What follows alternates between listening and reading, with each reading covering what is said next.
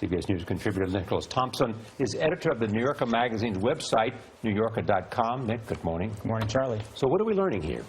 Well, we're learning that this is a very interesting frontier that we're about to cross. When you make a driverless car, you have to put in all kinds of decisions about how you drive on the road, but you're also going to have to program ethics in a way that society hasn't really dealt with. How do you deal with a situation where somebody is crossing the road in front of you, and to avoid it, you would have to swerve off a bridge? That is something you'll have to write into the software. How we make those decisions is very complicated. What we've learned in the study is, as you say, people, when they look and they think, well, you know what, the best way to make these decisions, totally utilitarian. If you can save two people, if you kill one to save two, you should do that. Am I one of the ones that's dying?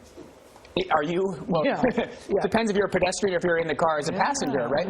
You know, people, when they think about how they want the system to be designed, want sort of the most good for the most number, classic utilitarianism. When they think about their own vehicles, they want the most good maybe for me. Them, This reminds me of my Ethics 101 class in college at Georgetown University.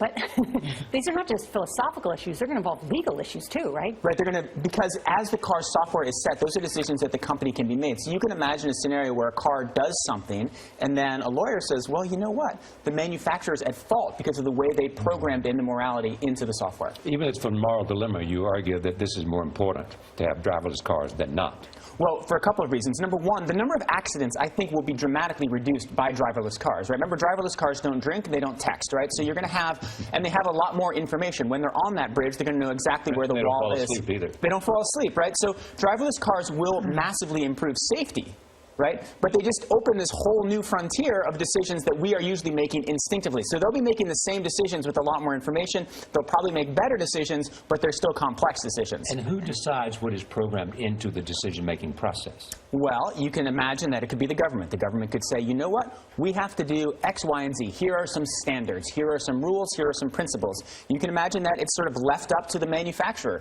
You can imagine that there are kind of gradations on the cars that are sold. All these things are possible. We haven't really thought through these things as a society, but they're quite important. But then when you lay out the questions, you sound like a bit of a heel because you want to save yourself as opposed to the pedestrians. Right, so you can imagine, so perhaps the best solution... I'm going to vote for me. I'm not kidding. I'm going to vote for me. I don't want to hit a child.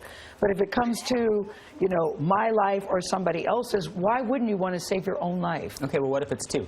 What if it's 3? What if it's 1,000, right? So where do you put the gradation? For everybody, it's different. What if it's